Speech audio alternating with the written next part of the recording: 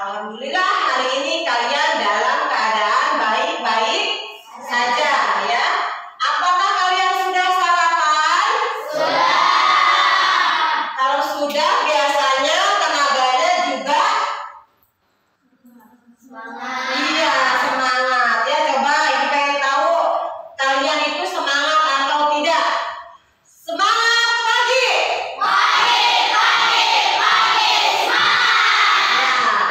Terima kasih ya. Kalian betul-betul semangat hari ini untuk mengikuti kegiatan pembelajaran ya. Beri tepuk tangan untuk kalian semua. Sebelumnya Ibu cek dulu nih apakah kalian sudah siap atau belum ya. Ibu rasa sudah siap. Silakan Sakira memimpin doa. Duduk siap. Siap.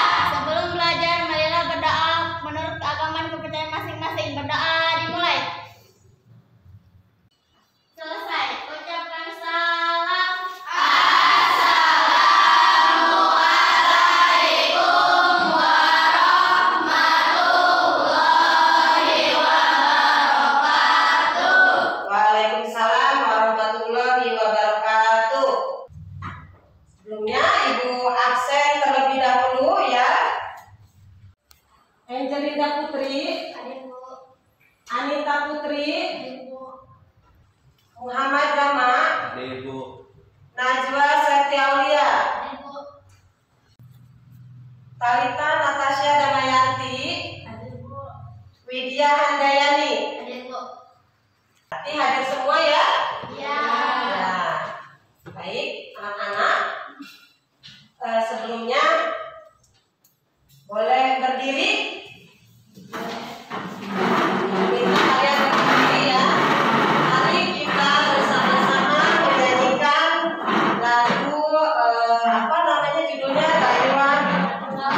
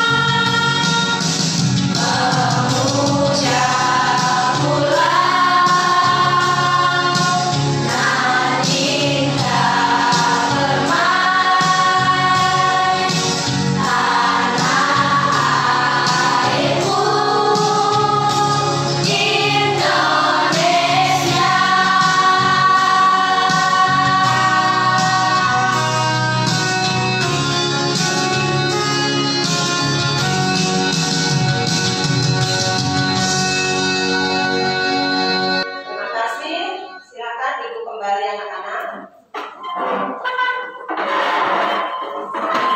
Nah, baiklah, sebelum kita mulai pembelajaran ya, kalian perhatikan dulu ya ini di gambar. Tolong dikeluarkan botol minum dan alat makannya.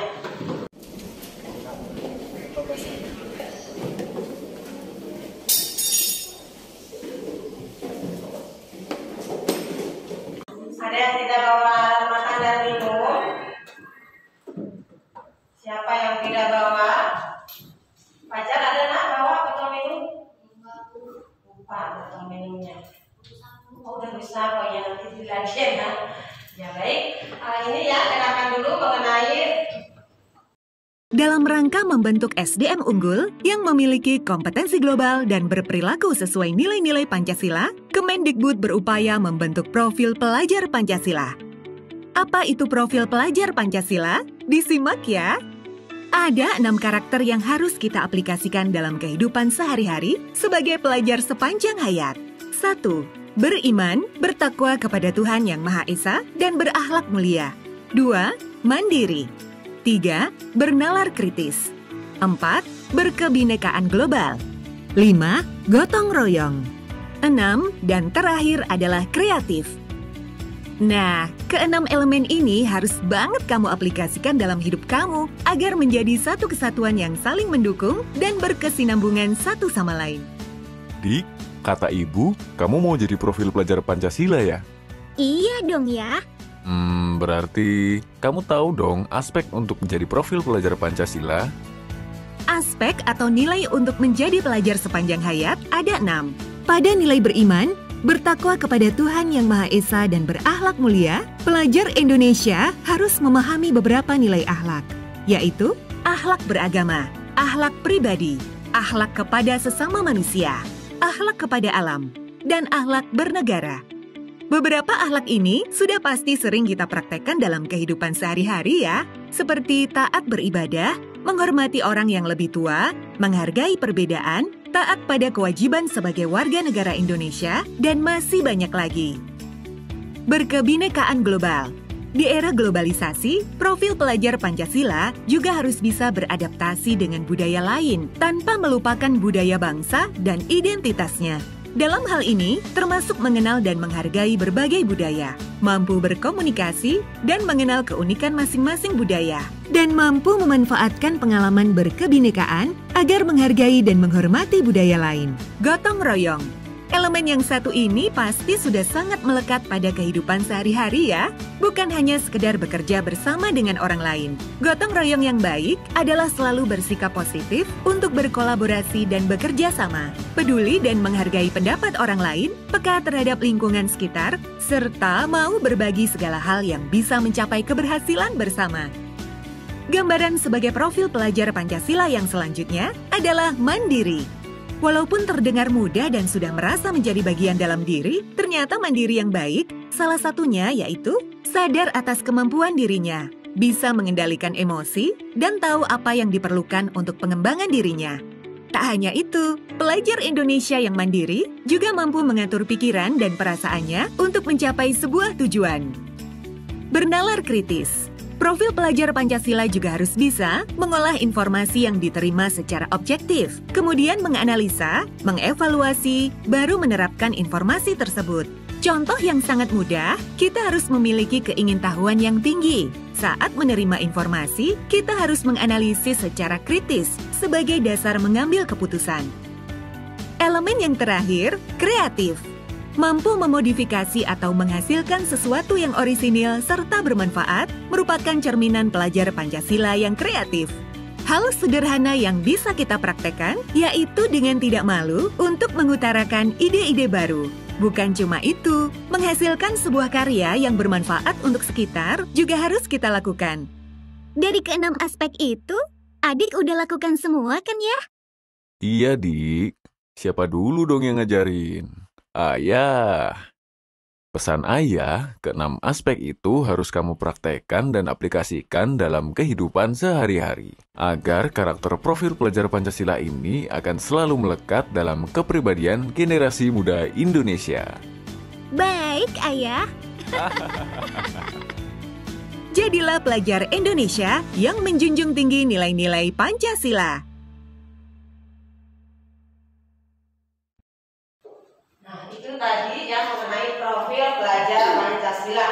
Jadi kalian sebagai pelajar itu harus mempunyai berapa elemen tadi? 6, betul ya. 6 dalam profil Pancasila itu harus kalian miliki.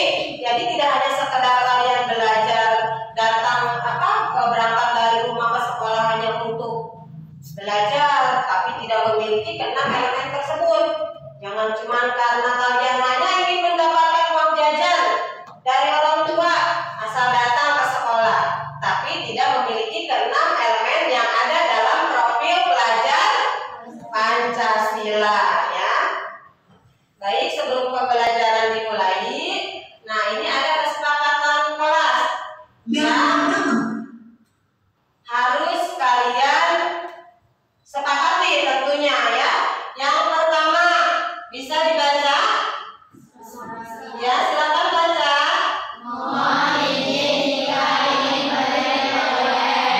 Jadi jika di antara kalian ada yang ingin pergi ke toilet, silakan kalian minta izin terlebih dahulu. Kemudian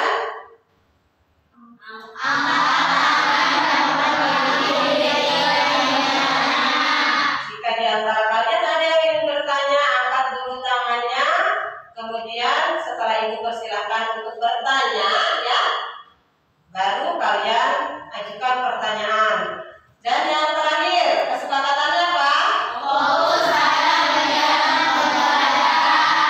Fokus pada kegiatan pembelajaran. Jadi kalian harus fokus, tidak main-main, tidak bercanda ya. Jadi tidak bercanda di dalam kelas, tidak usil sama temennya, tidak ganggu temennya ya. Bisa disepakati?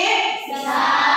Baik, kalau bisa kita lanjutkan ke tujuan pembelajaran ya. Nah, ini tujuan pembelajaran kita hari ini.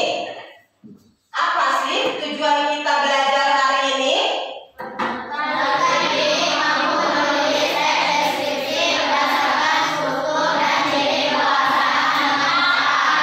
Jadi tujuan pembelajaran hari ini adalah peserta didik mampu menulis teks deskripsi berdasarkan struktur dan ciri kebahasaan dengan tepat. Sebelum kita mulai pembelajaran, ada yang masih ingat tidak? Sebelum pembelajaran hari ini kalian belajar apa sih? Ya, Lois silakan saya mengenai cerita fantasi. betul, mengenai cerita fantasi ya. Sebelum belajar teks deskripsi kita sudah belajar mengenai cerita fantasi. Itu cerita fantasi, Luis. Cerita fantasi adalah cerita yang dibuat fiksi dan imajinasi dari penulis. Iya, betul. Jadi cerita fantasi itu sifatnya hanya hayalan, betul Azhar. Ya, cerita fantasi itu tidak benar-benar terjadi dalam kehidupan sehari-hari atau kehidupan nyata. Sebaliknya dari cerita fantasi, hari ini kita akan belajar mengenai teks deskripsi. Ada yang ingin bertanya sebelum kita mulai pembelajaran teks deskripsi ini? Ya, silakan Widya. Bu, apa yang dimaksud dengan teks deskripsi? Yang dimaksud dengan teks deskripsi, ada yang bisa jawab tidak? Ayo silakan bisa. Deskripsi merupakan salah satu bentuk tulisan yang bertujuan untuk menggambarkan secara rinci tentang suatu objek, tempat, orang, atau situasi. Betul. Beri tepuk tangan untuk Nisa. Tadi sudah dijawab pertanyaan dari Widya. Teks deskripsi itu teks yang menggambarkan tentang suatu objek. Objeknya itu bisa berupa apa saja?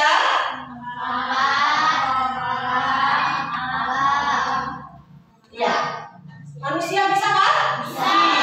Makanan bisa dideskripsikan? Bisa. Jadi banyak objek yang bisa kita deskripsikan.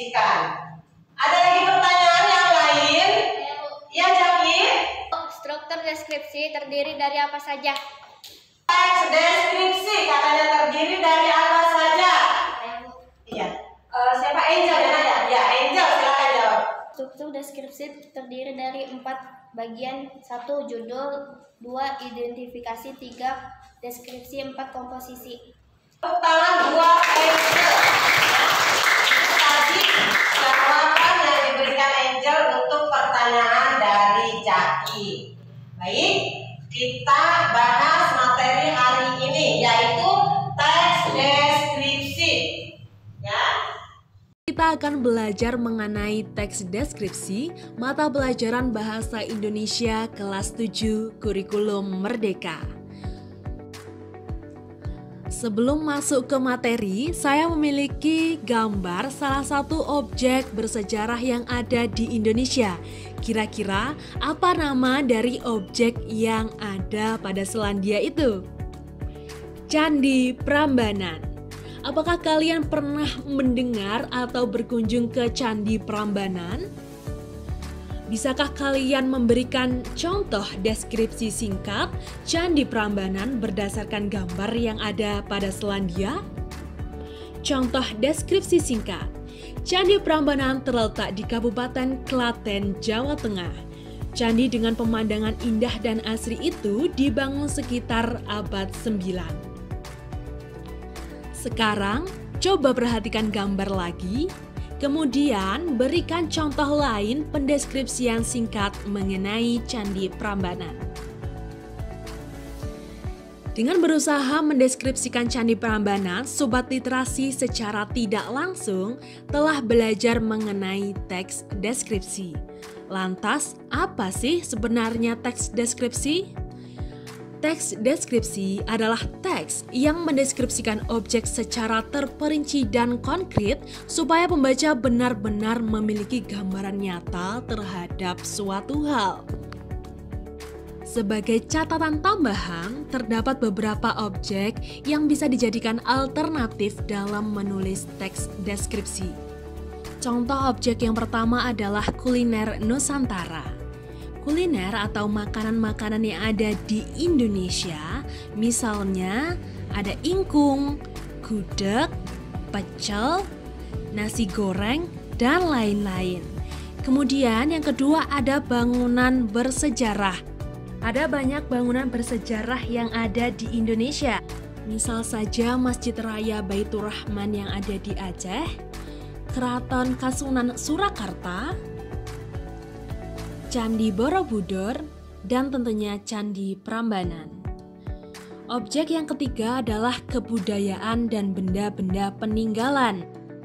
Misalnya adalah budaya sekaten atau peringatan Maulid Nabi yang ada di Kota Solo, dan juga tradisi Gondang Naposo masyarakat Batak.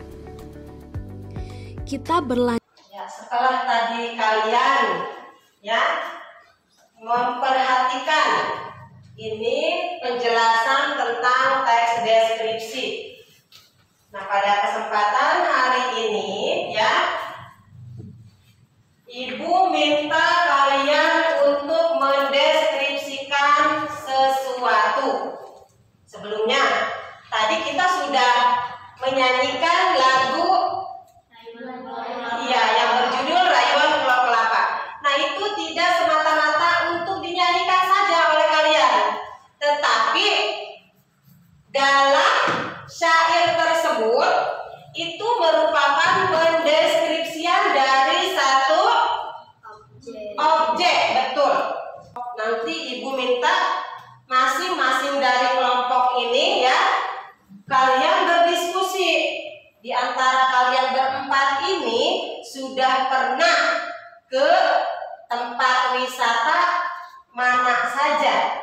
5 menit cukup? Cukup. Ya, silakan diskusikan dulu ya. Diskusikan tempatnya yang mau kalian deskripsikan itu apa? Kan ku kejar mimpi dan ku terbang tinggi. Tak ada kata tidak, ku pasti bisa. Kan ku coba lagi ditemani pagi.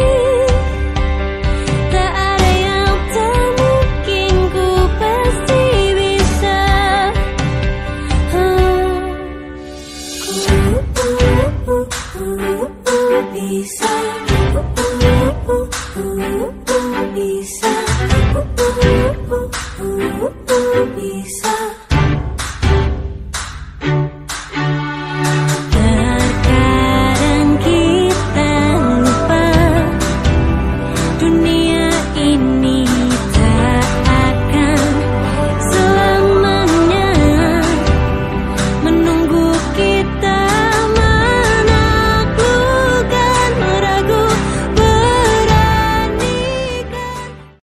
Baiklah, Ibu akan mengulas kembali ya di sini. Perhatikan oleh kalian, ya. Kalian di sini sedang menuliskan? Ya. Sedang menuliskan, tadi sudah menulis. Ini dibaca. Pengertian menulis itu apa sih?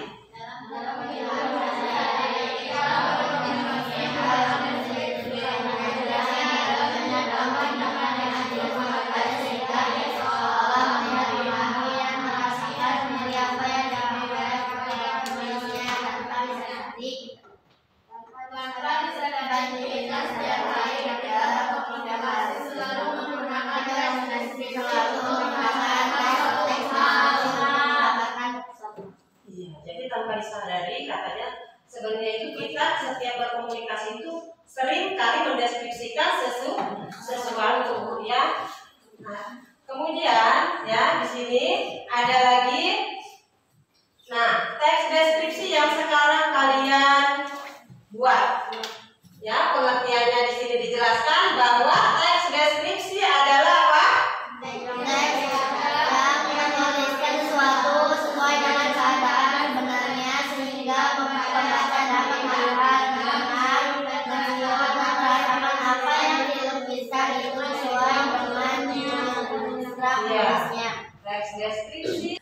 Kelompok siapa yang mau maju? Sudah siap? Siapa yang sudah siap mempresentasikan hasil? Oh, kelompok media, silakan. Assalamualaikum warahmatullahi wabarakatuh.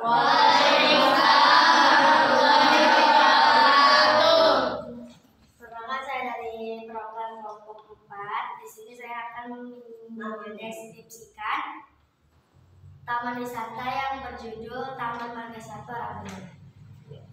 Identifikasi umumnya adalah Ragunan adalah Taman Marga Satwa yang letaknya di Pasar Minggu, Jakarta, Indonesia. Taman Marga Satwa Ragunan ini adalah tempat berbagai banyak hewan yang didirikan pada tahun 1864 dan memiliki luas sebesar 140 hektar. Deskripsi bagiannya adalah fasilitas lainnya seperti kereta keliling, penyewaan sepeda, taman perahu angsa hingga pentas satwa. Taman refleksi berupa taman yang dinikmati oleh pengunjung untuk melakukan reaksi dan olahraga atau sekedar foto. Penutup atau kesimpulan, apabila dahulunya Taman Marga Satwa ini memang bertujuan untuk memberi hiburan bagi banyak pengunjung, namun kini tujuannya telah beralih menjadi tempat konservasi satwa. Sekian dari saya. Wassalamualaikum warahmatullahi wabarakatuh. Waalaikumsalam. Jelas ya, kelompok media mendeskripsikan bahwa Taman Marga Satwa Ragunan ini adanya katanya di daerah mana? Pasar Minggu. Pasar Minggu, betul ya. Pasar Minggu itu di daerah mana sih? Jakarta ya. Kemudian ini adalah tempat apa ini? Oh, berbagai banyak hewan ya. Nah, ini Taman Ragunan ini didirikan pada tahun 1800. Ya, ini merupakan identifikasi umum ya. Di sini juga sudah dideskripsikan bagiannya apa saja. Kemudian juga ada penutup dan simpulannya ya, sudah lengkap. Terima kasih kelompok 4 ya. Boleh refleksi dulu. Setelah tadi kalian tegang ya? Tegang. Sekarang masih tegang atau sudah rileks? Sudah rileks. Boleh berdiri dulu. Lakukan stretching ya.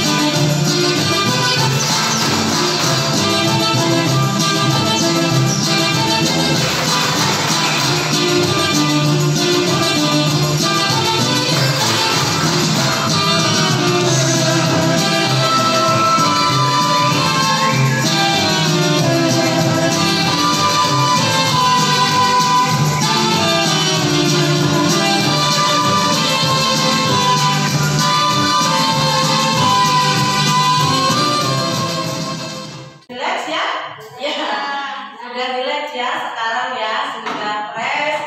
Senang tidak belajar hari ini? Senang tidak? Mudah-mudahan ya kalian selalu senang belajar dengan ibu. Nah, baiklah anak-anak, setelah tadi kalian belajar tentang teks deskripsi, kita bisa ambil kesimpulan bahwa teks deskripsi itu adalah teks yang menggambarkan tentang suatu objek. Objek apa saja yang bisa dideskripsikan?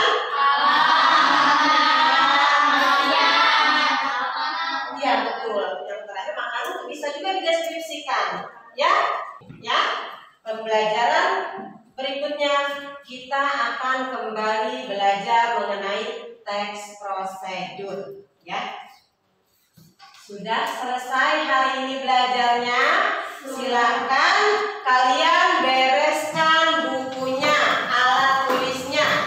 Kalau sudah rapi semua, silahkan Sakira naik pimpin lagi doa ya untuk kita pulang. Duduk siap. Siap. Sebelum pulang, marilah kita baca doa menurut agama dan kepercayaan masing-masing. Berdoa dimulai.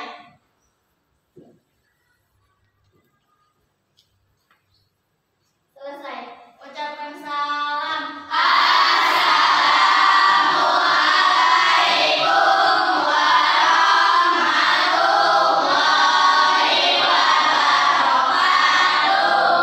Waalaikumsalam warahmatullahi wabarakatuh. Tetap semangat ya nak, jaga kesehatan.